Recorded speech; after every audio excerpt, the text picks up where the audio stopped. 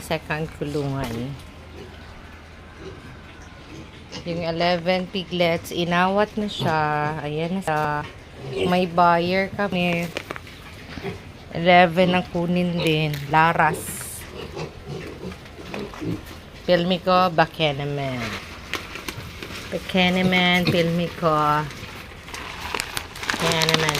Ang aking pati nurse na 2 months na. Kukuha din ako ng inahin dyan. So, nasa 40 kilos up na yung iba. Pero yung dalawa, tatlo pala maliliit. Bansot. Bansot ng ikay tawagin.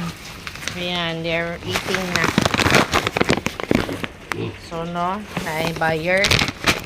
Ubuson niya kuha, 11 heads.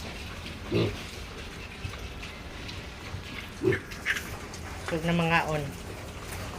Pilukon dyan nila na ilang gikaon. Ako nang giwalay kay para hindi naman sigpang itang mama.